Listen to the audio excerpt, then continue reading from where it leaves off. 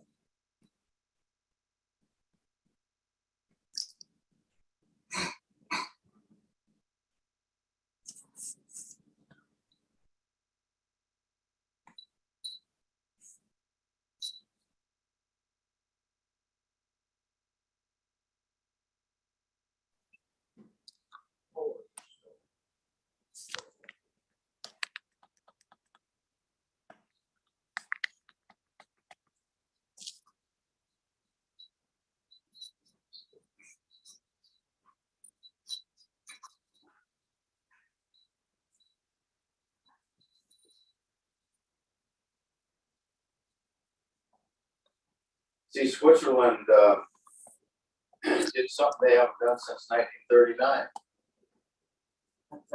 They got involved in this.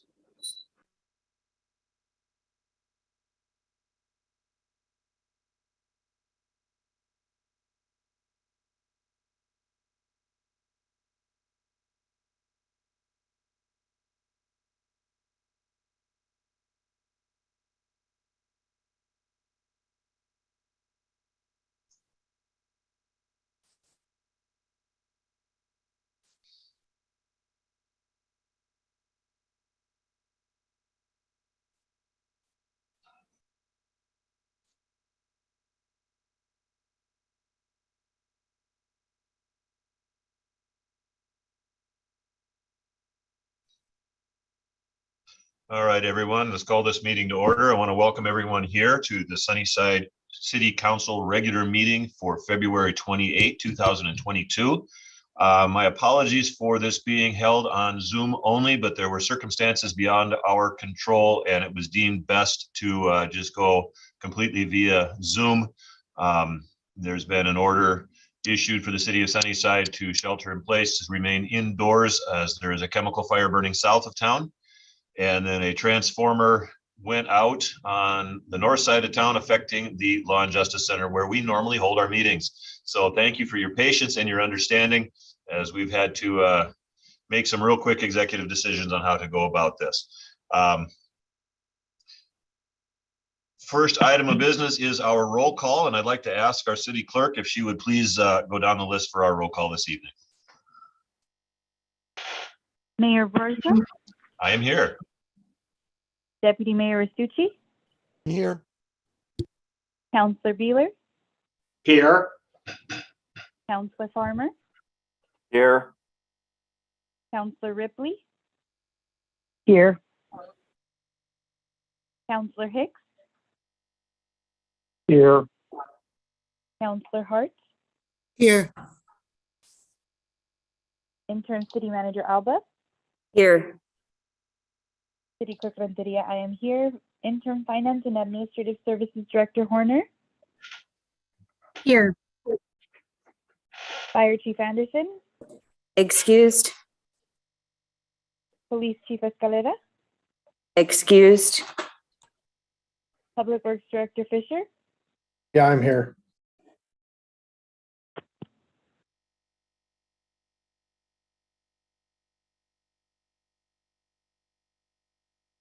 Mayor, we're all here.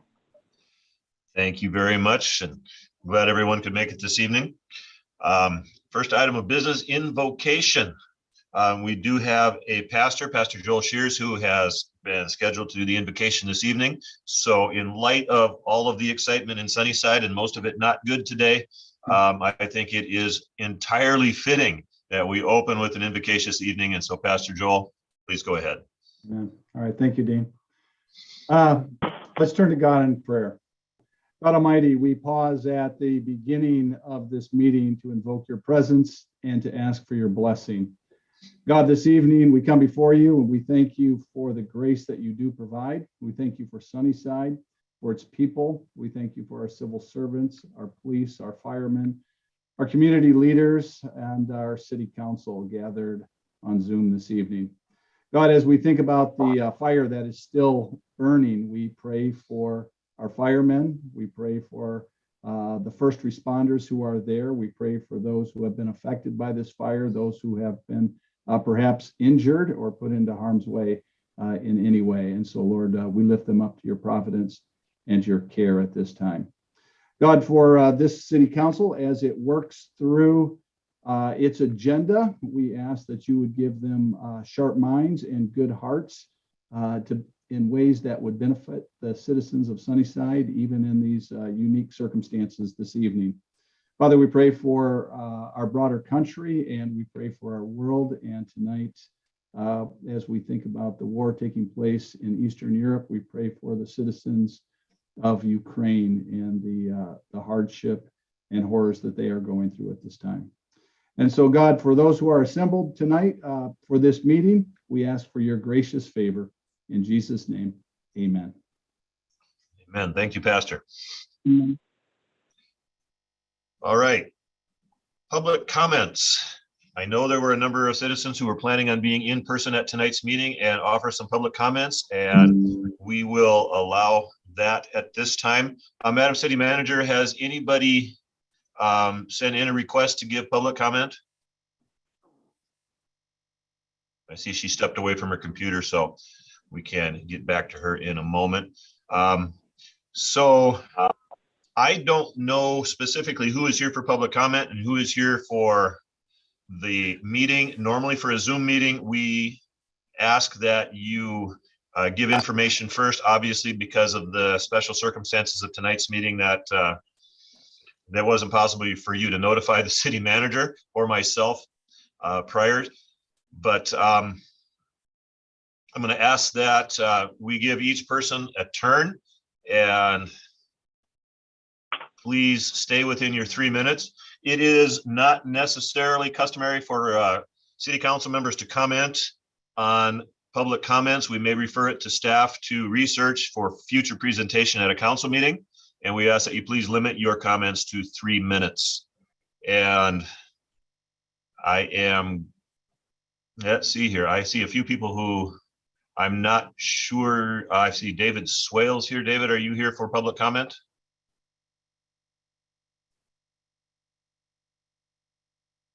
Yeah, can you hear me? I can hear you fine. You may go ahead, sir. Okay. State your name and city of residence and then 3 minutes.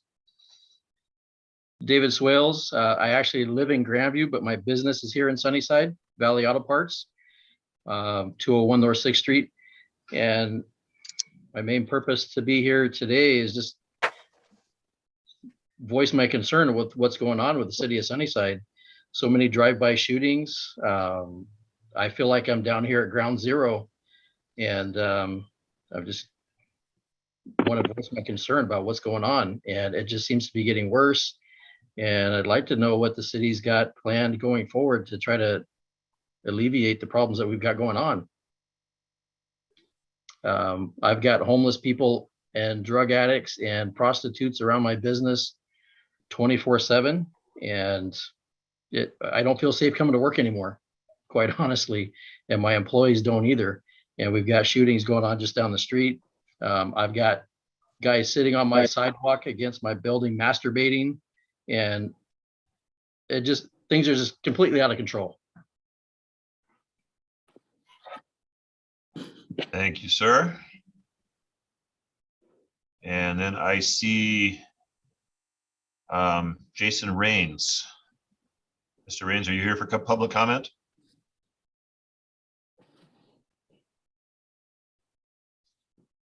Thank you, Mr. Mayor. I wasn't planning on making a comment initially, but I think I will now, if that's okay.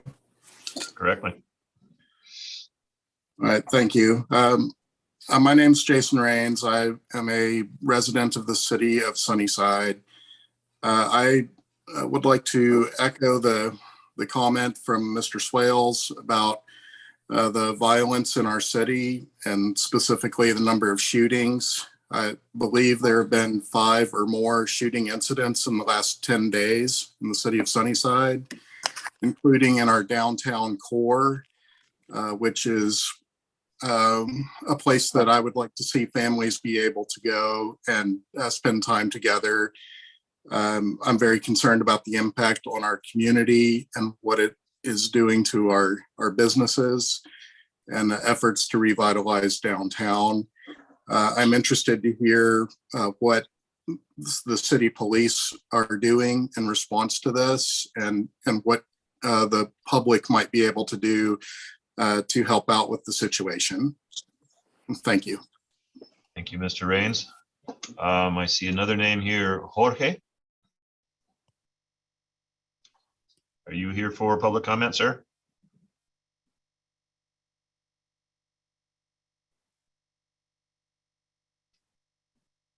See, the microphone is not muting or not unmuting, so we'll go to Lisa's iPhone. Good evening. Can you hear me? We can hear you fine, ma'am. Great. My name is Lisa Fairbairn, 710 South 6th Street. And I also live downtown and work downtown. I'm number one concerned with the safety of Sunnyside. I've lived here my entire life. I have never felt unsafe, but there's just been too much going on in the last couple of years, and I really don't see anything changing. I'm very disappointed that there is no representation from the Sunnyside Police Department tonight at council. I realize they have their hands full, but I also know in the past there have been someone to take the place of the chief if he was not available. I too am concerned that I want to know what is council going to do with everything that's happening. I'd like to see a plan. I know there's no easy fix, but I do think that the community needs to see something.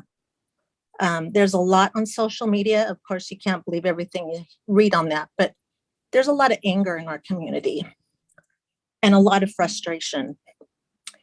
And a lot of it's not good, and it's being pointed at the police department.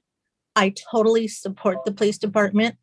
I don't think it's their entire job to try to fix these problems. We need to come together as a community. And I think the leadership needs to start at the top. And I'm directing that at you, the council. Thank you for giving me the opportunity to speak tonight. I appreciate it. And I really hope that we don't have to wait another 2 weeks to fill up our chamber council and be heard. Thank you. Thank you. I see James Stevens. Stevens representing iWatch in our community. And Lisa made some great comments, as did the other folks. I also am concerned about the safety here. This is starting to be a look back at 2011 when people were afraid to come to Sunny. It's going to happen again.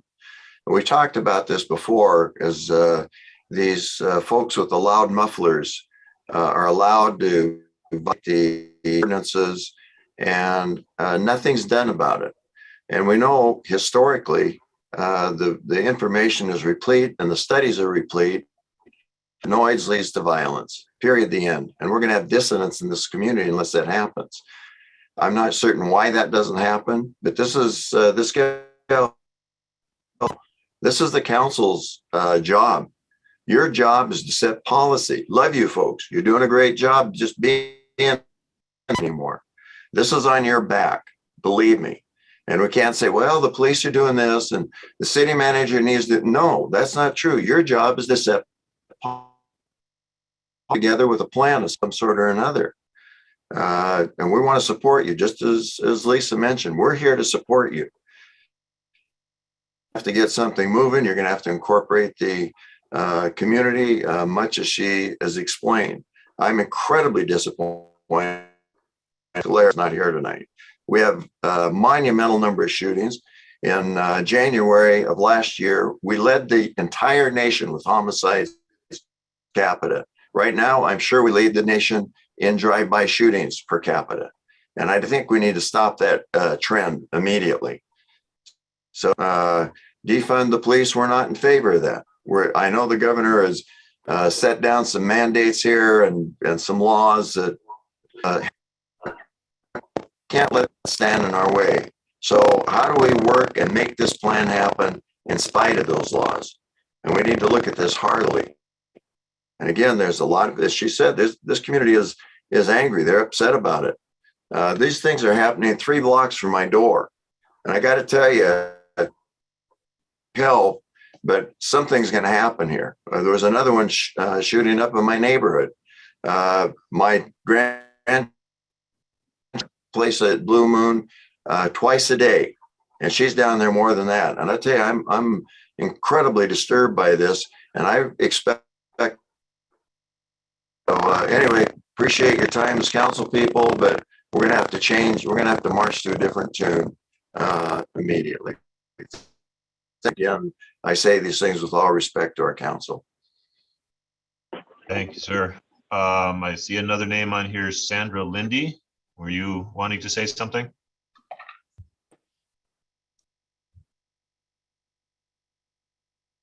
No, this is Sandra, but I'm just listening. I like hearing what's happening in our city. So thank you, city council, and everything you're doing, and you're hearing from the community, just like the school board gets to hear from the community. So I just thought I'd join you tonight, but I'm not really speaking. So okay. Thanks. And another name I see on here is Donna. Were you wanting to make public comment, Donna? Say no, I'll say I was just concerned about the shootings and what we're going to do as a community, because I lived through the 90s of the knife and gun club before, and I just don't want it to go back to that. Very good. Did I miss anyone? Can I get Donna's last name and city, please? Sorry, Donna, could you say your full name and city of residence? Is Donna Evans and Sunnyside. Thank you. Thank you. All right. Well, thank you, everyone. Mr. Mayor, Sure. this is Councilor Farmer. I would like to indulge just a little bit. I know it's not normal practice for the council members to speak at this time, but I do have some words that I would like to say in case somebody wants to leave the meeting. I think I'd like to say it before they leave. Council, if there's no objection. Seeing no objection, sir, go ahead. All right. Our city mission statement states that Sunnyside is a vibrant and safe community to raise our families. We as a council are falling short of this promise. Recent gang violence is changing the face of our city. There is not a week that goes by that I and probably you get asked the question, what is the city doing? Several years ago, we had this same problem. Citizens were afraid to walk in their own neighborhoods or let their kids play in their front yard. The city at that time took action with the police department, creating a gang team whose sole responsibility was to eradicate the gangs, and the council passed a gang-free ordinance. Through a lot of hard work by the PD, landlords, and citizens of Sunnyside, this problem was resolved. The gang team was dissolved and we went about our merry way. But guess what? Without constant pressure on the gangs, they have returned with a vengeance. There is hardly ever a week go by without some kind of unwelcome gang activity. Citizens, at least weekly, contact me, and I'm sure you contact you that they feel unsafe again. We've had at least 4 drive-bys in the last 2 weeks. People are becoming afraid to come out and walk their neighborhoods. And I'm sure now they will have apprehensions about shopping downtown since we've had 2 drive-by shootings downtown. We are the elected voice of our community. We have to advocate for them. Are we doing a good job? It's time to speak up and tell these punks that their behavior will no longer be tolerated in Sunnyside. I would ask that the city council ask the city manager to task the PD with a plan on what we are going to do. I would also like the Public Safety Committee to be involved. Any project without a plan will not be as successful as one with a plan. Then we as a city council will have to support it with all the resources needed. Thank you. Thank you, sir. And just for general information, we had originally scheduled a public safety subcommittee meeting for this evening. Obviously, our public safety officials are all involved in the fire and traffic management and public safety on the south side of the city of Sunnyside. This was to be our first meeting in 2 years, and unfortunately, it had to be suspended. So we do have plans to meet and talk about these things, and we will come up with a solution just as soon as we can. Miss Alba. I would like to address the council, if that's okay with you, Mayor Burisma. Please go ahead. And I would also like to let the citizens that have shown up today know exactly what is going on. I am broadcasting right now from the community center where we have the American Red Cross coming in. We evacuated 17 families from their homes surrounding the fire. We have multiple traffic control. We have called in our night shift to help with this. The police chief and the fire chief are both supporting their staff in this manner at the incident command center, which is just outside the fire. It's still not out. So I did want you to know that the police chief had planned this morning, and we had talked about coming and having something to say about what his efforts are and what he's been doing today about the gun violence. So I did want you to know that they had every intention of being here, but we did not know that we would have such a big emergency south of town. Thank you. Thank you, Ms. Alba. All right, moving on. Consent agenda. Item A, approve payroll vouchers. Approve payroll voucher numbers 119054 through 119059 and wire transfers as listed for $428,119.69 for the period ending on February 10, 2022. Claim vouchers. Approve claim vouchers numbers 103040 through 103116 and wire transfers as listed for $210,960.44 for the period ending on February 16, 2022. And approve claim voucher numbers 103117 through 103158 and wire transfers as listed for $169,701.04 for the period ending on February 23, 2022. Does any council member wish to remove an item from the consent agenda? Hearing none, what is the desire of council with the consent agenda? Mr. Mayor, this is Deputy Mayor Restucci to approve the consent agenda as presented. We got a motion from the deputy mayor, Mr. Restucci. Second, Julia Hart. Second, this is Councilman Hicks. Okay, we got a second, and I heard Ms. Hart first, Mr. Hicks, so is that okay? That's fine. All right, we've got a second by Mr. Restucci, or a first, sorry, let me start again. We have a motion by Mr. Restucci. We have a second by Ms. Hart to approve the consent agenda. Any debate on this item? Hearing none, would like to ask the clerk to go down the roll for the vote, please. Counselor Ripley, Yes. Mayor Burisma, Yes. Counselor Beeler, Yes. Deputy Mayor Restucci, Yes. Counselor Hicks, Yes. Counselor Farmer, Yes. Counselor Hart, Yes. Mayor, there's 7 yes votes. Thank you. Motion passes. Active agenda. Item A, Outstanding Performance Award Wastewater Treatment Plant. Recognize the wastewater treatment plant staff for their dedication and attention to detail in the operation of our wastewater system. I would like to read something into the record. It is on your summary sheet in your agenda packet. It says the Washington State Department of Ecology staff evaluated wastewater treatment plants in Washington for compliance with effluent limits, monitoring and reporting requirements, spill prevention planning, pre-treatment, and overall operational demands of the permit. Based on their evaluation, the Sunnyside Wastewater Treatment Plant is receiving the 2020 Wastewater Treatment Plant Outstanding Performance Award. Of approximately 300 wastewater treatment plants statewide, ours is one of the 125 that achieved full compliance with its National Pollutant Discharge Elimination System, the permit in 2020. It takes diligent operators and a strong management team working effectively together to achieve this high level of compliance. It's not easy to operate a wastewater treatment plant 24 hours a day, 365 days a year without violations.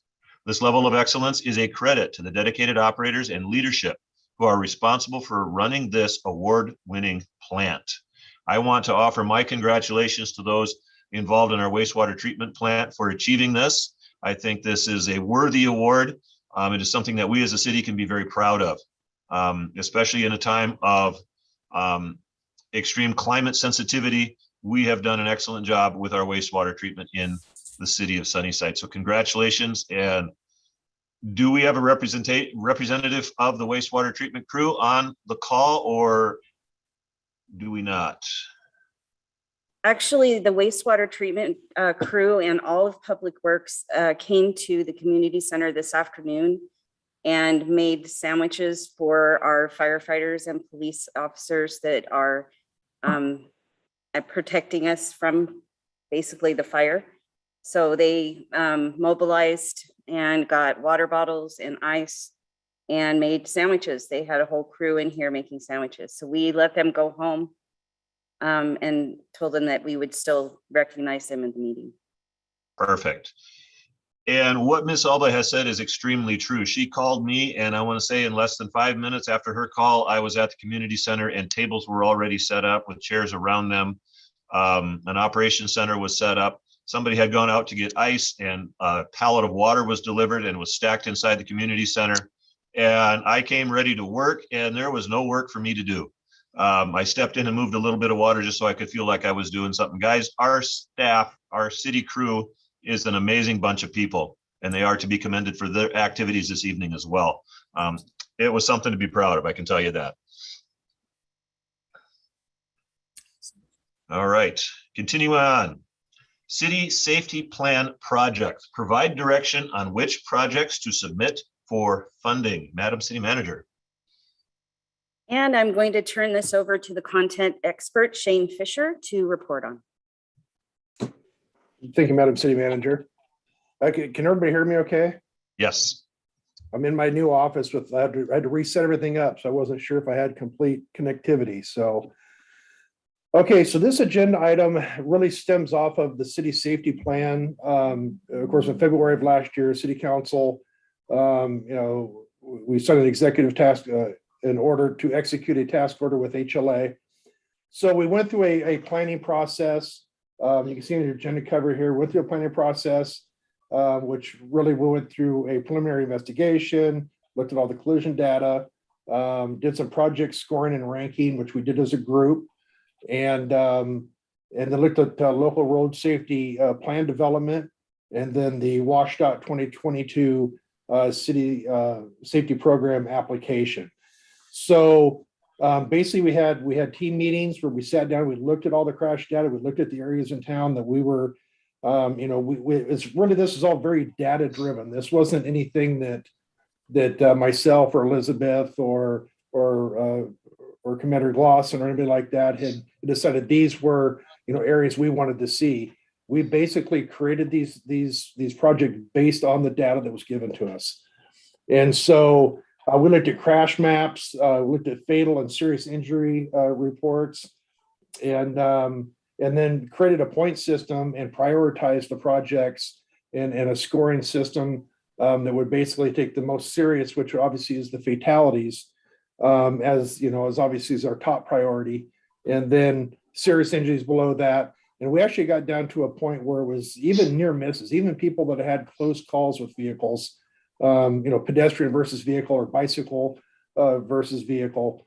Those all were taken into account. So from that information, we basically have 6 projects. As we move down through the slides there, Jackie, or through the next pages, the first project we have is the Roundabout. Go one more time, Jackie, keep going. One more. All the way down to the exhibit. Okay, that's perfect right there. So this is the first project. So this is I know it's hard to tell what's going on here, but this is Lincoln and YVH. Now this is about the gnarliest roundabout I've ever seen because of the acute angles of Factory Road and YVH. It creates a lot of very weird blending of traffic. And so in order to do this, now this is and just let you know, not everybody freak out yet, but this is a worst case scenario. So what we wanted to do is we wanted to make sure that the information that, the data that drove, the mitigation steps that we want to look at, we went for worst case scenario. So in order to clean up this intersection, this would be in this day and age, this is the solution. There really is no way, since it's already a lit intersection, meaning it already has traffic signals, there's really no way for us to do anything different with that. The only thing we can do is try to narrow up the lanes, which is why you see the crosswalks and the little islands in between, is those are little points of refuge for people who are trying to cross the street. So as opposed to having one big large crosswalk, they put the little islands in there so people can kind of hop from island to island to get through here. So this really, now these projects that we have slated, this being project number 1, doesn't mean we're going to go ahead and see if council's okay with this, we'll go ahead and submit it to see if we can get it funded. But odds are we probably won't get funding for Factory and YVH, but I still wanted to show the project to the council and let you guys get a good idea of kind of some of the measures that we're looking at. There would be quite a bit of right-of-way acquisition with this particular project. As you can see there on the north side of the top of the slide where we actually end up a little bit into the subway parking lot there. So we would have to acquire right-of-way and some property there to get the roundabout built. And the biggest challenge that I'm seeing here, if you guys look on the left side, you see the railroad tracks that run parallel with YVH. We don't have approval yet from Iron Horse Development, which is the company that handles right-of-way acquisition and projects for Central Washington Railroad. And so, but I wanted you to show this one. This is our number 1 project because this was we had the most data here. We've had a lot of near misses. We've had a lot of collisions. We've had some pedestrian meet vehicle incidents. So wanted to show this one first and foremost. And so go ahead and scroll down, Jackie. We'll go to project number 2. Is there any questions at all on project 1 first before we move on? Any questions at all on 1? Council members, any questions on this project, the first one he's shown us? Hearing none, move ahead. Okay. So project 2, so this is another roundabout. It's not nearly as complex as the one we just looked at. This is YVH and Maple Grove, Swan Road on the south side, Maple Grove on the north side. So we've had I think 2 fatalities at this intersection in the last few years. One was a motorcycle and a truck, and the other one was a pedestrian, was my understanding. And so basically this intersection it's a 2-way stop. If council doesn't like the roundabout, putting a roundabout in this particular location, there are other mitigating measures we can take, which would be maybe on Maple Grove and Swan Road, we put up those giant LED stop signs, rumble strips, whatever we can do to keep people from blowing through that intersection and ending up out in YVH. So this is definitely a project that we could we could ratchet back and not look at a roundabout, but there's other mitigating issues we can do, like I said, the lit up stop signs, and then maybe even a little bit of intersection illumination with some street lighting to help light it up a little bit better so that it's, if people do come out into the intersections, they're a lot more visible to cross traffic. Any questions on that one? Council members, any questions on this item? I have one question. Mr. Beeler? I'm just interested, this is all for basically the pedestrians. Have we thought about going pedestrian walkways, or is that way out of there? Just my only question. Well, we have to, what we're trying to do here is at the intersection is trying to give the pedestrians a way to get across the rights of way. So you're talking about a walkway is like, it's a designated walkway, you mean? No, up and over the road, like 14 feet up high. Oh. Like Spokane, Right. Like Vegas. Gotcha. No, that's a great question, though. I mean, that's something we can definitely look at. We, the whole idea with this meeting was to get ideas. I'm glad that you guys are bringing this up, because those are great points. This application actually isn't due till Friday to go out to DOT. So the plan was to kind of get some feedback from council. I'll sit down with Stephanie tomorrow. I'll basically give her your feedback, and then we'll work through this until we submit the application on Friday. But if we're talking about some sort of an elevated sky bridge type thing, no, I guess it wouldn't be a bridge, but an elevated walkway, that's definitely something I can bring up with Steph and see if that would be an eligible cost, or if that's even feasible. Mr. Sorry. Mayor? Go ahead, Yes, Ms. Hart. having driven that Swan and Maple Grove and Yakima Valley Highway, I really think the roundabout is the best way to go there. As far as overhead walkways, I don't know that would even work at our other end of town on there at Lincoln and the highway, because that's such a already cut up mess. Is that something that we could even look at there? I mean, We could. I mean, I can always ask the question. I mean, that doesn't hurt. okay. I just was Definitely. curious about that. If I recall, Shane, I believe going back a decade now, we looked at doing an elevated bridge across 16th. And we were going to do something with the school district on that. But it was like 1.5 million for us to even get started on that. Wow. Yeah. It doesn't get any cheaper the longer you wait. That's for sure. No, it does not. Okay. Any other questions at all on any feedback at all as far as maybe the illuminated stop signs on each side, or maybe a few more, traffic lights or pedestrian lights? Is that something councils would entertain or be interested in? Mr. Mayor, We've got somebody talking here. Who is this? Mr. Hicks is trying to get hold of us. Councilman Hicks. Mr. Hicks, go ahead. Yeah, if we can look at stop signs or divided roads or anything other than a circle. I know me personally, I hate circles, and most people do. I really don't see much purpose in them, but if we have any other options, I would be more than willing to listen to those. Okay.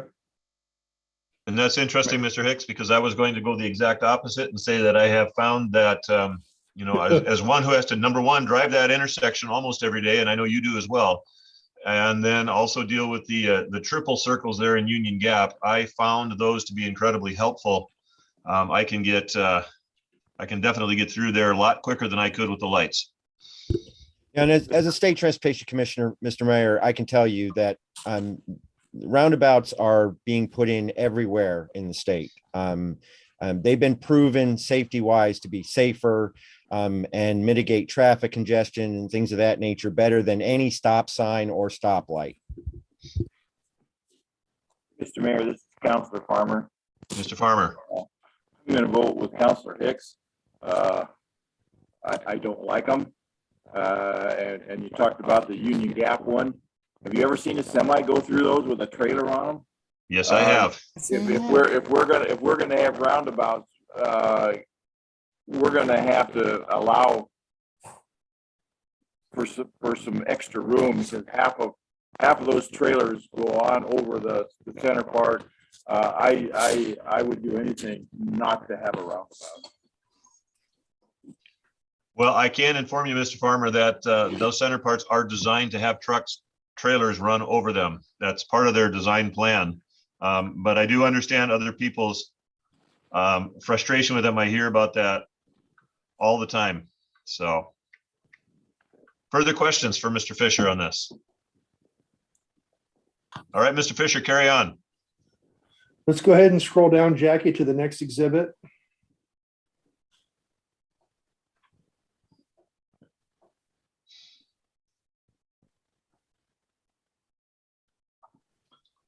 So this is YVH and First Street or Schoon. And so right now this one's lit. There's not a lot we can do. This is a lot like Lincoln. It already has a traffic signal here. There's not a lot we can do. There's one thing about this intersection that is particularly interesting is if we did decide to put in a roundabout, they would actually have to take out the, there's what they call a super elevated curve right there. Or if you're driving, I mean, it's like kind of has that Daytona feel to it. You see the same thing down that we took out there at 16th and YVH a few years ago when we redid that intersection. We removed that super elevated curve in there. So that would certainly help. I know that right now this intersection, the way it lines up on the north and south sides, if you're not really paying attention and you're driving through there on a green light, if you're not focusing on where the lane lines up on the north or south side, you may end up with your quarter panel and the other oncoming traffic lane.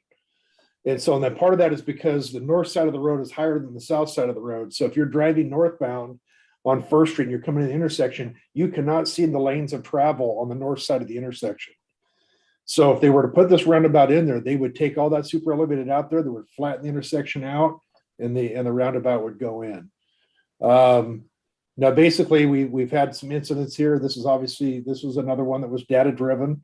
We had enough collisions and injuries here that warranted this one going in as a roundabout. Yeah, it's real clean. It's a little bit of a different look than the other ones, but you can see that it actually fits, with the exception there of Apple Valley Dental, or not Apple Valley, but Pioneer Dental on the northwest corner there. It actually fits in our current right-of-way configuration. Without having to buy a whole lot of right away. A little corner down here and maybe a little corner up on the left-hand side. But other than that, it fits in what we currently have. So any questions or anything on that particular intersection? Council, any questions here? Commissioner Beeler has one. Mr. Beeler. Isn't this intersection going to get the new lights taken care of this summer? Wasn't it on the books to have it retrofitted this summer with new lights? No. Okay, and then the other, go ahead. Not for First and YVH, no. I think we may have had that. It might have been on the 6-year tip. It may have been on there that we adopted this past July. But yeah, but it wasn't slated to be. Yeah, we have talked about putting some cameras in, because right now the loop there isn't working correctly. So you can be the only car, at 3 o'clock in the morning, it's going to make you wait through the whole cycle before you get a green light. Yes. So there has been some talk about putting cameras in there. All right, my second question is to piggyback on what Councilman Farmer said. Now we got 2 roundabouts coming into Sunnyside, and of course, Sunnyside RV Park is right up Schoon Road there, and you get 45-foot motorhomes pulling a 19-foot 4-wheel drive pickup truck coming in there, and those are really hard to get through. They don't have the ground clearance that semi trucks have for those heavy turns. Right. Okay, good to know. That's all I have. Questions? Council members, any other questions? Carry on, Mr. Fisher. Okay, so we'll go to project 4. And these are much smaller areas that we had we'd had some speed issues here on Saul Road. If you guys remember, a couple years back, we'd actually put together a neighborhood, a speed study and put together a program. And this is just, we kind of put this in here because we have with the apartment complexes, the comprehensive health, and some of the retirements down here, we have had a lot of near misses with some senior citizens and some of the special needs people. So definitely would be good to maybe do something here. But I think probably the solution to this one, in my opinion, is to make it a four-way stop. We can illuminate the stop signs as well, like I spoke of earlier. Now you can see on this, it shows all these bulb outs. Now the bulb outs those are just a suggestion. HLA threw those in there as part of the exhibit to kind of show how you could narrow the crosswalks up so that people, basically, if you look at they're only in the street about half the time they normally would be without the bulb outs. So that just kind of helps get people, into the right of way and out of the right of way as quickly as possible to avoid those incidents with vehicles or motorcycles. So that's just one idea that we had for that. We could dial back the bulb outs if you guys don't like them. But I think, my suggestion is we make that a four-way. Right now it's a two-way stop. I think we make it a four-way stop. And so any thoughts on that? Council members, any questions or comments on this particular project? Mr. Mayor, Ms. Hart. I think the idea of having the bulb outs, is that what you called them? Yes. There as well, and the four-way stop is really the way to go there. There are a lot of folks of various capabilities, as it were, from the senior housing to over at the comprehensive mental health, all that area of the apartments. There are different uses and different speeds of people walking up and down the streets. So I really think to do the four-way stop with the bump outs to give them the fastest way to get across the street is the way to go on that particular intersection. Okay. Other comments? This is Councilor Farmer. Mr. Farmer. I'm sorry to disagree with my esteemed council member Hart. I can certainly see the good things about the bulb outs, but all you got to do is drive through downtown. And at least for me, it's confusing. There's people driving over the curbs. I think a good four-way stop would be just all would be needed there. Thank you, sir. Other comments? Well, I would tend to agree that at the very least, a four-way stop would be advisable there. As Ms. Hart said, we've got people of varying abilities, whether it's physical or other handicaps and impediments that makes it difficult for them to cross the street. So at the very least, a four-way stop to get traffic to stop. However, I do recall a former police chief who told me once that sometimes Saul Road is kind of like a speedway. As people rush to try to escape perhaps the police or get out of town faster and avoid stoplights, they can get moving pretty fast down there. Neighbors from that area have come to us to complain and ask for council to take some steps to very actively slow traffic down. I remember their requests, and I've had them ask me to come to their neighborhood and take a look at what they would like to see have done. And I'm not a huge fan of the bulb outs, especially the one on the corner of Yakima Valley Highway and 6th Street, and the one that's right in front of City Hall. Those two, I'm going to hit that one in front of City Hall sometime. But Nah. No, me being me, I will do it. But I do see a practical purpose for them as well. But like Mr. Farmer, I don't like it because I just know that I'm going to look down at something. Maybe I'll drop my cookie or whatever it is. I'm going to look down and run over that blessed curb. And I don't want that to happen. I don't want to run over somebody who's standing there thinking they're going to be safe from me. And I do something like that. And if somebody's going to try to rush through there at 80 miles an hour, they're not going to care about that curb. They're going to go right over it. So What we have to do something. I agree with you, ma'am. And I have mixed feelings about the bulb outs, so. Further questions? All right, Mr. Fisher, it's up to you again. Pardon me? I have a question. Mr. Councilman Hicks. I know in like 40th Street in Yakima, they have speed bumps in town. Gentle, long, elongated speed bumps in the road, which keeps your speed down because you can't fly over them. Maybe something in that range. And we have talked about the possibility of that in the past too. So that is definitely something that we can keep on the table. Yeah, for sure. Yeah, that's part of our traffic calming program that we have. There's multiple steps we had to go through in order to get to those mitigation measures, like the bulb outs, which is actually considered lane narrowing. You can also use paint also and draw your fog lines in tighter, that makes the road look narrower, which tends to make people slow down. Now, if people are fleeing from the police or whatever, that's not really going to matter. They're going to drive as fast as they think they need to. But as far as the everyday traffic that Saul Road was experiencing with, between people coming off the interstate and shooting directly down there, down South Hill and up Saul, they're just trying to get to work a little, 3 minutes sooner. And so, but it's definitely, we can, we go out and we set up our speed signs and we collect the data. And if the data shows that we have a problem there, then that we can come to council. We can talk about that calming plan that we have in place and talk about those mitigation measures. And if they're speed humps or something like that we can safely put in and don't create a launch pad for somebody to get seriously hurt, then that's definitely something we can take a look at for sure.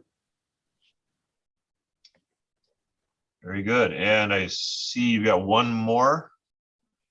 Yeah, we've got, there's a couple more. I got Project 5, which is, if you go ahead and scroll down, Jackie, to, this is kind of a modified, kind of what you're looking at now.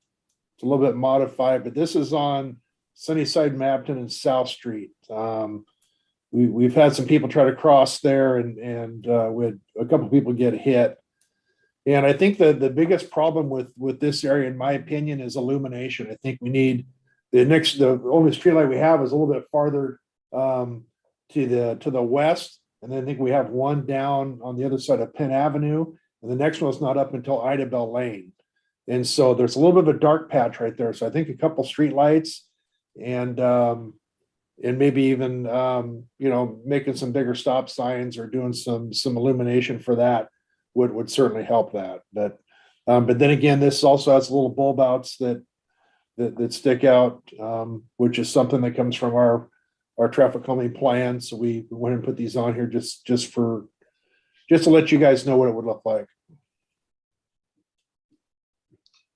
Council, any questions on this project? Well, Mr. Mayor, as far as driving up and down Mapton Sunnyside Highway, which I have some experience of doing that, I agree with the notion there at South Street that there's no light and people sort of slam on their brakes when they realize, oh, here I'm supposed to turn here. I think the lighting issue is a very good one.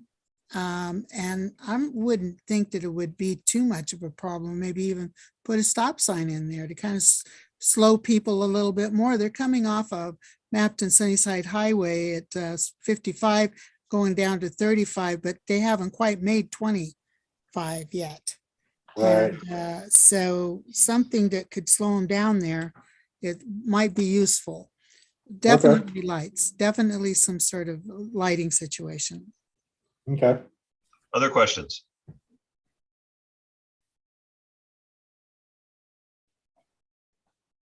Since nobody's lighting up, I'll go ahead with the question that I've got. What about the possibility of a left turn lane in there for those headed north? Is that what? Hold on, go back down, Jackie. Go back up. You're talking about a left turn lane going to take a left on the South Street? Correct. Like a center turn lane? Yep. We could. It doesn't really tell me on here how wide that right of way is, but that's not a bad idea. Yeah. Create a center turn pocket. Still think Gets lights. people out of the lane of travel and gets them in the turn pocket and out of the way of people going straight. So Yeah. that's, It's not a perfect solution, but it might be a start. But I agree with the lighting as well. I think getting some lighting in there is a good idea. yeah. Okay. Other questions? Carry on, sir. So go ahead, Jackie. Sorry, we'll just go down to the last. So this last exhibit here is kind of some of the corridor stuff we took a look at, and you can kind of take it. It's kind of color coded, kind of explains to you kind of some of the data that we, some of the problematic areas within our corridors. And so basically, what we did is we took road corridors that had issues, and we kind of, that were on the same road, and we created what they call a corridor. They like you to do that on these safety plans, because a lot of times a street isn't just bad, or there's not just issues with just a certain intersection. Sometimes it can be the entire corridor, the entire lane of travel from one point to another could be problematic. So basically we look at doing things like, redoing our ADA ramps, in the illumination, like we've talked about earlier, with more street lighting, and really, making stuff more visual, so that people aren't, like Julie had explained, you see their street sign at the very last minute. So I think it's, really up to us, as a concerted effort. We need to get out, our public works crew, and take a look at these intersections, regardless if they're on these plans or not, and look at our intersection illumination, because that's huge. You'd probably wouldn't have half of these accidents if you had illumination in all your intersections. So basically this last slide here is just looking at the YVH. You can see the dots on there that are basically where the roundabouts were. Kind of talks about the different crashes and how we created the slides that we did. And so what I'm going to do basically with the feedback from council, I'll sit down with Stephanie tomorrow. We'll go through these, and we'll decide if we want to, based on your guys' feedback, what we want to do with these when we submit them on Friday. I don't really want to submit for a roundabout if you guys aren't really up to speed on them, or you don't really feel comfortable. I love them personally. I think they really do help, resolve a lot of traffic jams and issues with slow lights. And I mean, roundabouts let you let the traffic flow. Big trucks are an issue for us, and I definitely get that. I think it was the mayor that had brought up that the inside circle of those roundabouts is about 8 inches thick of concrete, and it's got a rolled curb on it. It's actually made for trucks to drive up on them. So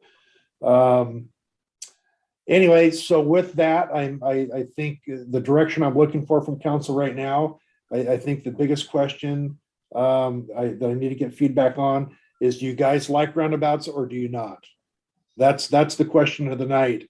If you don't, then we're going to pull those back off of the project list, and we'll look at the other mitigating measures that I talked about with the stop signs, intersection illumination, things like that. All right, council members, we've got a question before us then. Do we like roundabouts or do we not? Yes. I'd like to give everybody an opportunity to answer that question, and I'm going to start with Ms. Hart. Thank you. I am not a fan of roundabouts. However, I see how they absolutely work to slow traffic. And we said several times here about people trying to leave town in a big fat hurry. A roundabout would certainly put the kibosh on that. And in the two places that we're talking about having roundabouts, but particularly the Swan and Maple Grove area, I've seen accidents out there. I'm sitting there at the stop sign watching an accident happen. Yeah, we need one there. Traffic needs to slow down there. I think also at Lincoln and YVH, we need to have a roundabout there too. Something needs to happen there. That is an accident waiting to happen there. So at least those two I'm highly in favor of. Okay. Thank you. Mr. Hicks. I'm on the opposite end. I hate roundabouts and I don't like them. Okay. Mr. Farmer. I'm not a fan of roundabouts. I think there are places that they will work very well in. What's been described here tonight, I'm not in favor of them. Thank you, sir. Deputy Mayor Risucci. Thank you, Mr. Mayor. Well, ladies and gentlemen, studies by the IIHS and the Federal Highway Administration have shown that roundabouts typically achieve a 37% reduction in overall collisions, a 75% reduction in injury collisions, and a 90% reduction in fatality collisions. Folks, roundabouts are safer, and I'm all about safe. So I support safe. Thank you, sir. Councilor Ripley. I support them, yes. I hate them, but you know, once you start using them, it gets easier, and it does help relieve traffic, and I say yes. All right, and Councilor Beeler. When I'm driving my motorhome, I hate them. When a truck driver's coming in with a double trailer bringing fruit to the plants down in Johnson, they hate them. When you're sitting behind a roundabout behind one car and they don't know what they're doing, I hate them. When they work good. The nice thing about them, they're expensive to set up, but they're like set up and forget about it because they don't go away. They don't need power. They don't need anything. They just work. So I am totally torn. Thank you, sir. So I know a lot of people who complain about them and they're uncertain how to use them, but I can tell you from my experience in multiple countries, traffic speed is slower, but you get through your intersections faster. And that does lead to a safer situation. It's not always perfect. There are situations where I have found it to be quite dangerous, but that is not the situation we're looking at in the city of Sunnyside. As far as Lincoln and YVH, I don't think there is any way possible other than rerouting everything to make that intersection a beautiful intersection. It is a pain no matter how you slice it. And even with the roundabout, the railroad track is going to be right there. And when the train's coming through, then we could have a backup, who knows how long. But overall, I am still in favor of the roundabout. Like has been said, they're expensive to set up. But when they're there, they don't require new batteries or light bulbs burning out or a better power supply or anything like that. And it does slow people down and move traffic through faster. It's just amazing to watch when they're being used correctly. Mr. Fisher, does that give you any help? It's a huge help. Thank you very much. All right. Well, thank you, sir. Thank you. Moving on to the next item, item C, local agency agreement and task order. Consider authorizing the city manager to execute task order 2022-01 to fund the remaining design, engineering, and bidding services for the 6th Street Improvement Project. Madam City Manager. Thank you, Mayor Bursma. I will pass this over to Public Works Director Fisher. Thank you, Madam City Manager. I won't be nearly as long-winded on this. Okay, so. Mr. Fisher, if I can interrupt, you're Yes. really difficult to hear. You're breaking up, you're full static. Hear me now?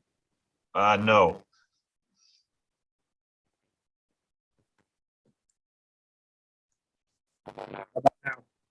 No, it's not any better. You were good at the beginning and then all of a sudden it just really deteriorated. I don't know if you've moved or what happened. No, can you hear? I turned my mic up a little bit. Is that better? It's a little bit better, but still not great. How about now? Still not. Try, yeah. Yeah, I didn't change anything. I didn't move anything or. That's odd. I don't know what happened. I'm staticky. Hear me? Yeah, you are. Want me to try to call back in? No, I'll just report out on this, Shane. One thing, I've got Red Cross people in here, so if you can't hear me let me know if there's too much background noise. We can hear you fine. So we received a construction funding from FHWA Surface Transportation Block Grant and the Washington State Transportation Improvement Board, or TIB, for roadway improvements to 6th Street from Decatur to North Avenue. As of March 19, 69,000 of the federal HIP funds were included in the engineering design fee for this project. In late 2021, it was determined by WSDOT that the HIP funds could not be used for design services. And so none of those funds have been spent to date. They will be moved to the project construction phase through a new local agency agreement between the city and WSDOT. This additional $69,000 in funding will reduce the amount of the city funds needed for construction. But in reducing the engineering design fund due to the HIP funding being reallocated, the city must execute a new local agency agreement task order to fund the remaining design and building services. The cost of this task order is $40,000. Council members, any questions on this item? Why don't I go down the list and give you all an opportunity? Mr. Beeler, do you have any questions or comments? No questions or comments. Councilor Ripley, No questions or comments. Deputy Mayor Rasucci, No questions, or comments, Mr. Mayor.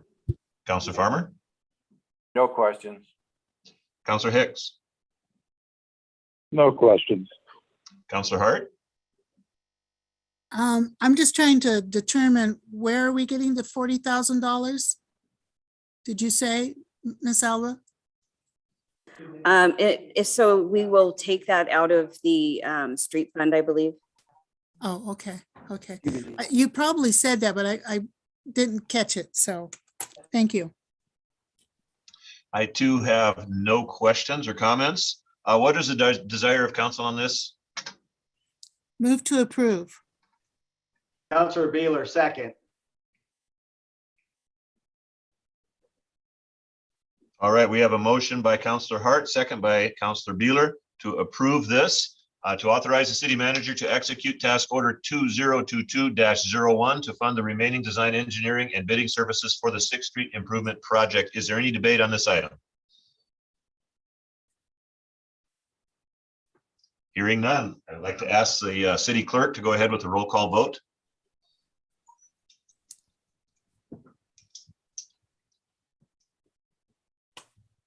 And Madam Clerk, you are still muted. Okay, how about now? Now you're fine. There you go. All right, awesome. Counselor Farmer, Yes. Mayor Broersma, Yes. Counselor Hart, Yes, Counselor Beeler, Yes. Counselor Hicks, Yes. Counselor Ripley, Yes. Deputy Mayor Rasucci. Yes. Mayor, there's 7 yes votes. Thank you. Motion carries. Items from council members, mayor's appointments for boards and commissions. I do have one Board of Parks and Recreation appointment. I have appointed Ray Castro Escobar, a young man who has expressed interest in someday serving on council. And there is no better training ground for serving on council than boards and commissions in the city of Sunnyside. So welcome aboard. Mr. Mayor, Yes, sir. I move to approve the mayor's appointment of Mr. Castro to the Board of Parks and Recreation. I was hoping to do that without objection, but okay, we have a motion by without Mr. objection. Rasucci. We have a motion that requires a second. I'll second. We have a second by Ms. Hart, a motion by Deputy Mayor Rasucci, a second by Councilor Hart to approve the appointment of Ray Castro Escobar to the Board of Parks and Recreation. Any debate on this item? Hearing none, let's go down the list, Madam Clerk, with the roll call vote on this item. Mayor Broersma, Yes. Counselor Beeler, Yes. Counselor Farmer, Yes. Counselor Ripley, Yes. Deputy Mayor Rasucci, Yes. Counselor Hicks, Yes. Counselor Hart, Yes. Mayor, there's 7 yes votes. Thank you. Motion carries. We will let Mr. Escobar know. Item B, council request status report. Madam City Manager. Okay, so we actually have some updates. I put updates on each one of these items, so I want to make sure that council is aware that we've looked at these. City staff on the tree replacement plan is preparing a 5-year tree replacement plan, which we shared with City Council and updated annually, since tree replacement will be an ongoing project. So this is something that we will just every single year bring forward with trees. And so hopefully we can take this off of the council status request report. But I'll wait till we have the plan before we take it off. Okay, good. Jackie, if you could move the thing up. I'm sorry, I don't have a printed agenda because obviously I had a little bit of a hot mess this afternoon. The safety plan presented tonight shows that the guardways are, this is the Riverside guardways is the low priority over the other places in the city that have fatalities and serious projects or serious accidents. So I would request that we take this off and follow the city safety plan, if that's okay. I believe this was Mayor Boersma's. That is mine, and I'm okay with that. Especially in light of housing development that's going to be going in the near future. That will definitely change things. So yeah, we can go ahead and remove that. Okay. Roger Brooks. So if you could go down, Jackie, there we go. Planning staff, wait, sorry, I can't see it because now I have a bar in front of it. Planning Supervisor Shuttleworth is working on sign ordinance and as our first project to start addressing signage improvements. It's currently written and in review form with code enforcement, and I have seen it, but we'll be waiting a little bit to bring it before you because we have some other things in the works. So just wanted you to know that that is our first section we're going to tackle. Water tower, city staff will take this project to the Arts Commission for design approval. Work will be started when the weather is better. So we do have a design, but we will go to the Art Commission first and have them look at it. So prosecutor RFP, 2021 was canceled. We have a temporary contract with Mr. Raber, and he has been given his required 30-day notice. Advertising for the prosecutor RFP is on the website and has been sent to the newspaper for advertising. We hope to bring this item forward before March 24th meeting and have a new prosecutor in place or a prosecutor in place by April 1st. Speed limit on YVH. Deputy Mayor and I spoke about this. This is his item. We've thought about renting a billboard and putting up there that it is 35 on this road. And that was kind of just jokingly, but when the weather improves, the street department is going to put more painted signage on the road and replace the speed limit signs with the largest signs we can buy.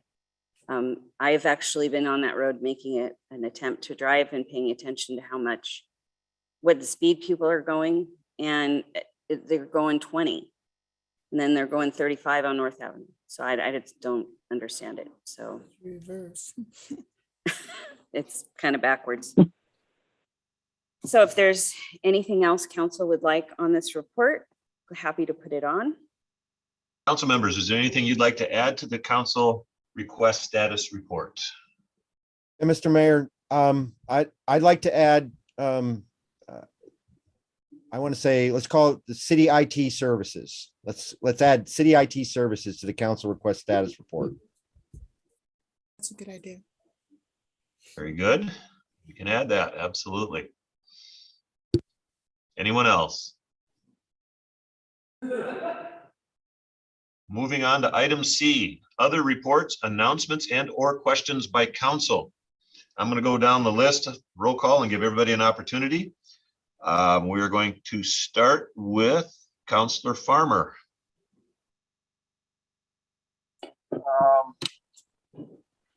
I really have nothing. I appreciate the people who have come forward tonight to express their concerns about what's happening here in town, the safety of our citizens. I just want to pledge to them that we will do everything we can to get this problem under control, hopefully sooner than later. Thank you, sir. Counselor Hicks. I have nothing to add. All right, Counselor Hart.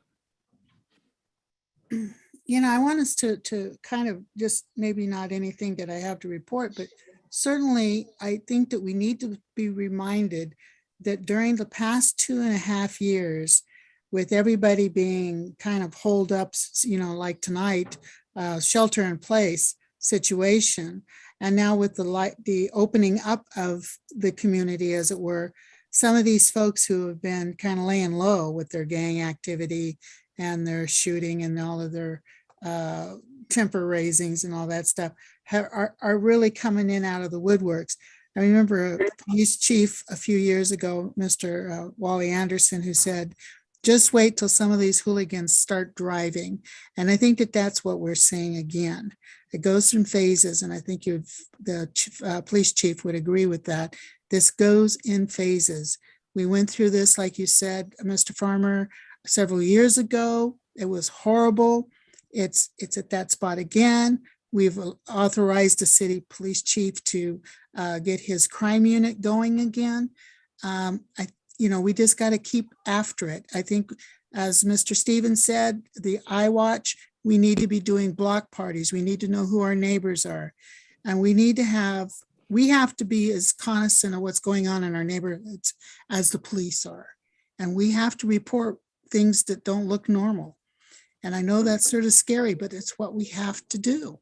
So as much as we want to throw it all on one person or one group's back, we're all responsible for this. And I thoroughly agree with that.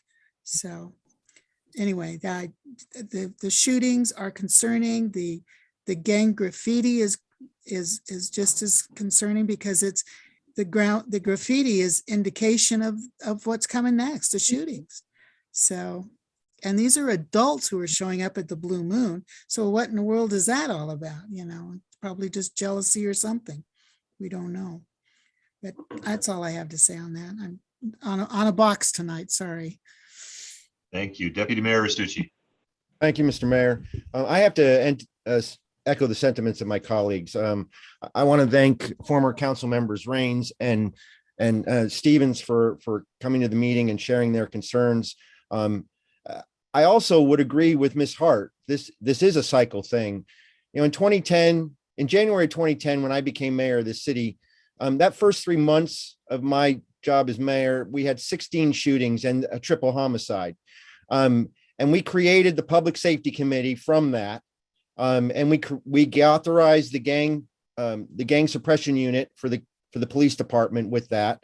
And we saw a change. We also created a gang ordinance that, of course, got unfortunately gutted by the legislature when it went over to Olympia. But we have done a lot of things in our city, first-time things in our city. Crime-free rental housing ordinance. We got in under the gun so that ours is mandatory. There are things that we can do. I agree. But it is a cycle thing. And we also have to be mindful of the fact that when we put away some bad guy, he or she goes away for 10 years, 12 years, 15 years, whatever. They come back to the community. If they're a charismatic leader, they now have, all kinds of cred and everything else from serving their time. They can take these people and get them all hopped up again and ready to go. And I think that's what we're seeing. And then lastly, Mr. Mayor, I want to say, this is a perfect example of why the Yakima County Gang Commission needs to start meeting again. I'm not sure why the commissioners haven't brought us forward and brought the mayors and the chiefs of police together to talk about the gang problems in this valley. But we had it back in 2010. And for 3 years, while I was vice chair of that commission and Kevin Boucher was chair, we went up and down this valley, visiting every city council and talking to them about what's going on with gangs in our cities. And I think we need to do that again, Mr. Mayor. That's all I have. That has to happen. Thank you, sir. Councilor Ripley. I agree with everybody on the gangs. We need to get down on them. And that's all I have to say right now. Thank you. Councilor Beeler.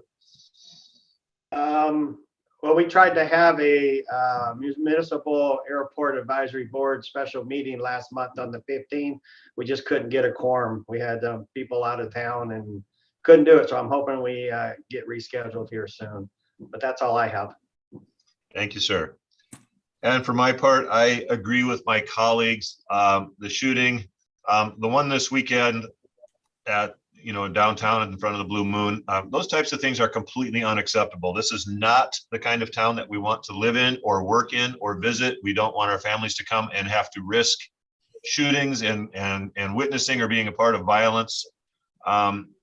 We don't want our business owners to have to be afraid to come to work. I know a number of the folks who spoke this evening talked to me personally, either via phone call or pulled me aside somewhere.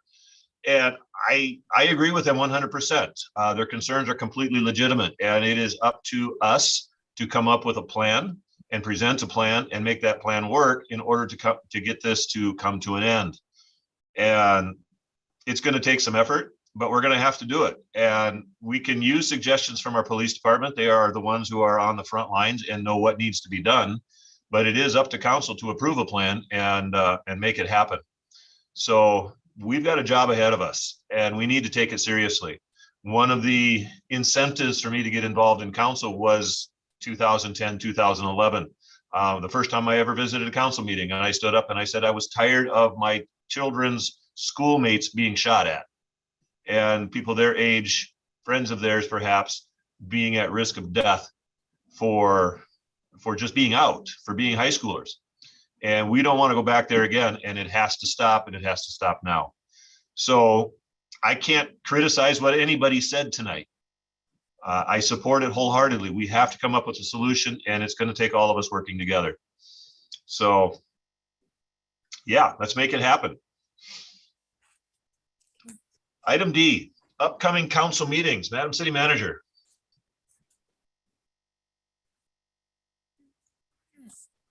Ready, Jackie? Okay, so tomorrow you obviously have an executive session to evaluate the city managers and the city manager. And this is going to be an in-person session, I believe, Mayor Boersma. And we will provide some food for you guys so that you're not at dinner time and not getting something to eat. March 7th workshop, we have a presentation by Dr. James Stevens. We have the comprehensive plan update, and you should all have a copy of that in your email. It is a very lengthy document, so it would be nice if you could start looking at it and have questions for him that night. Ms. Horner will be giving you a compensation study, and then we are going to also speak about adding part-time recreation receptionist. So we can get our recreation program up and running and actually have our community center be used for the community. And it's really nice today to be in this building. This is Gwen's first day in her office here. And it's nice to see, even though the room is empty, it is nice to see tables and chairs set up in here again and us using it for the purpose it was built for. And then we'll have on March 14th, the comprehensive plan update public hearing. All right, thank you. And just a comment before we go on to the next item based on what we're talking about for tomorrow's meeting. City manager informed me that she does have paper copies on her desk of the city manager evaluation form.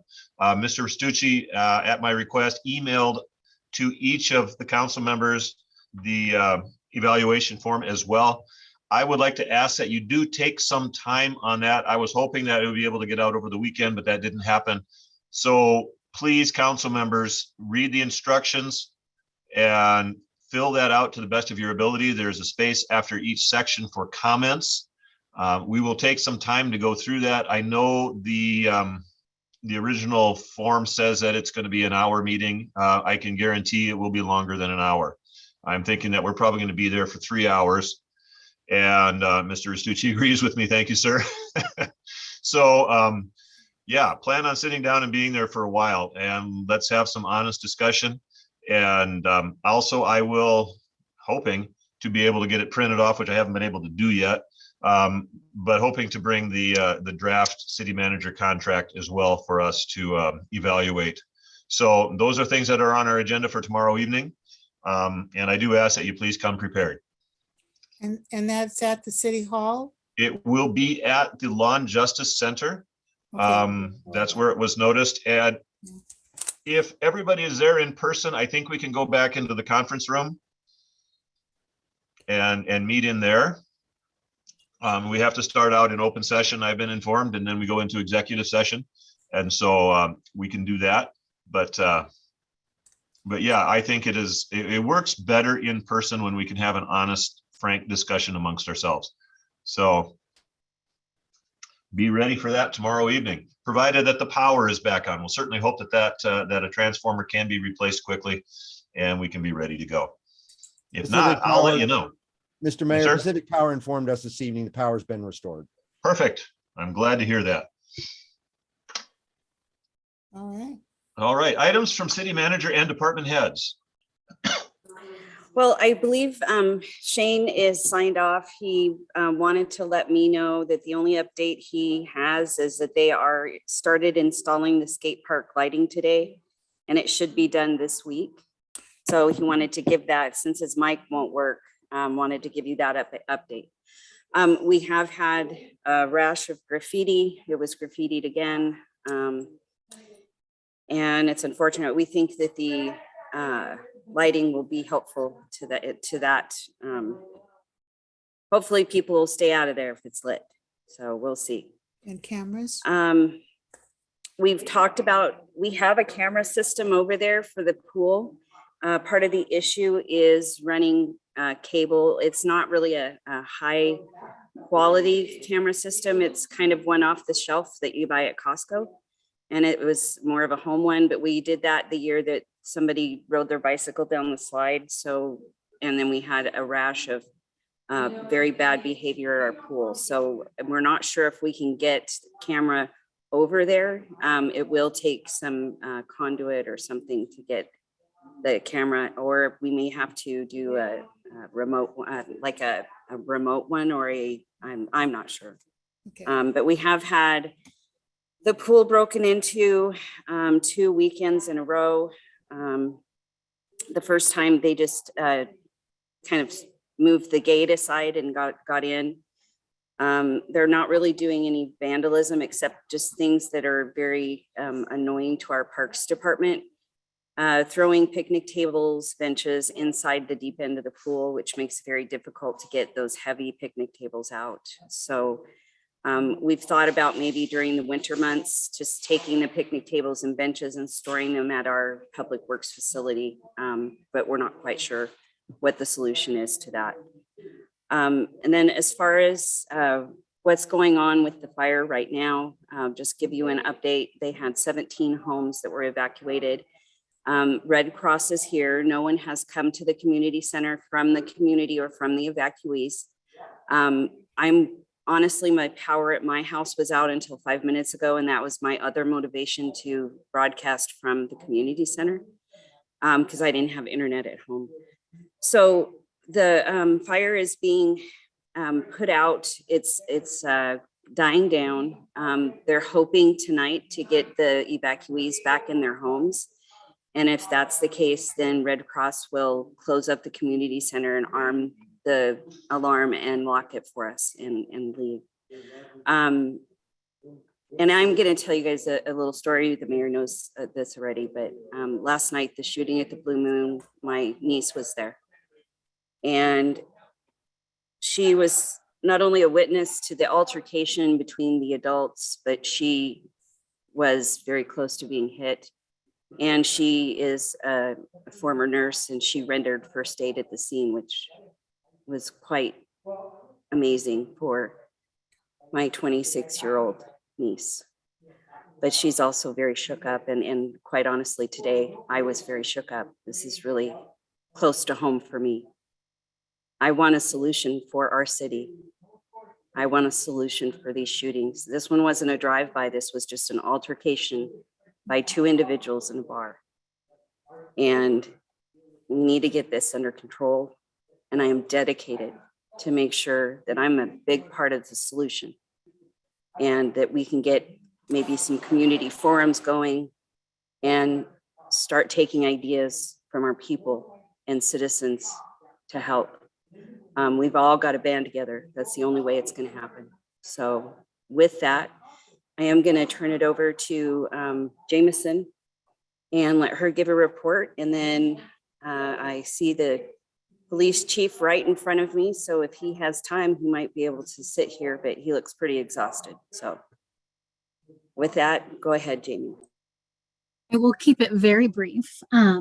I just wanted to let you guys know that the contract with Yakima Waste for our garbage service is up in April. And so we are actively working through that contract with Yakima Waste. And so we may be proposing some changes to the garbage billing in the near future, but that's underway. And then also in regards to what Deputy Mayor Restucci brought up regarding IT services, we are actually in the middle of looking at that contract with Yakima County Technology right now as well. So we might, if that's something you would like to do, maybe take that out to an RFQ or an RFP, but maybe we can discuss that at the next workshop. Ms. Warner, I've offered my services to sit down with the city manager and you and kind of just be a fly on the wall, if you will. I mean, you guys can run the show, you can do it, but I'm going to be there and listen to the IT response because I'm not happy with what's going on right now. Yeah, understood. So, and it's a very unfortunate what happened with our email, and they still have not gotten it figured out.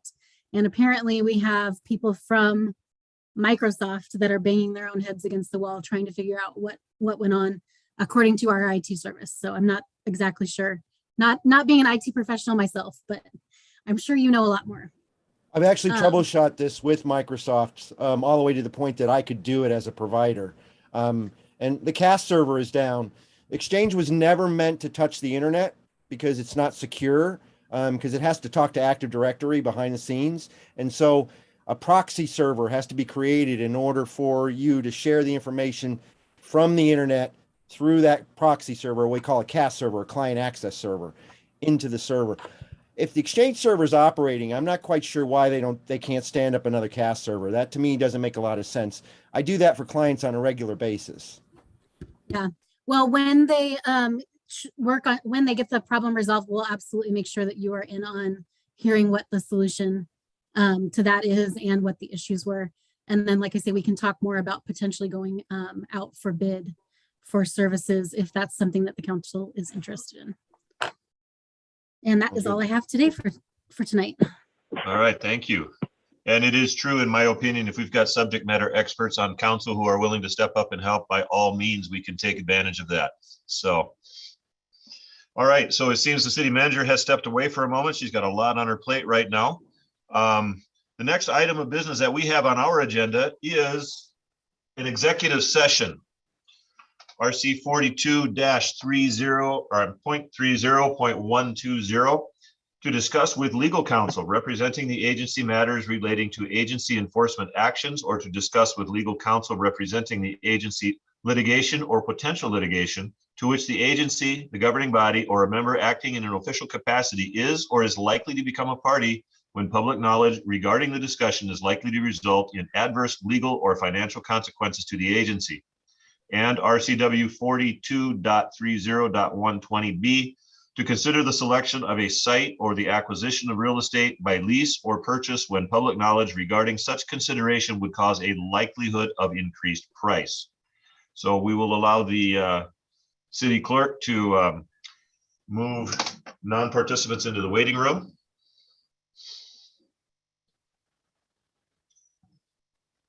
Can you state if action is expected or not? I'm sorry. It doesn't even say on here. Are we expecting action here, Madam City Manager? Madam City Manager, can you hear me?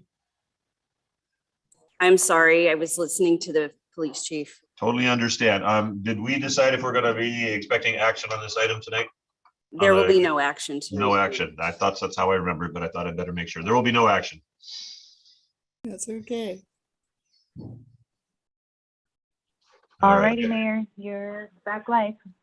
All right, so we are back in executive session. There is no action to be taken. Final item on our agenda is adjournment without objection. Ms. Hart, you look like you were about ready to object. No, None? All right. no, Yeah, no that's a- objection here. Whatsoever. We are adjourned. Thank you. Night, At everyone. 8:20 p.m. Good night, everyone. We'll see each other tomorrow. All Sounds right. good. Good night. Good night.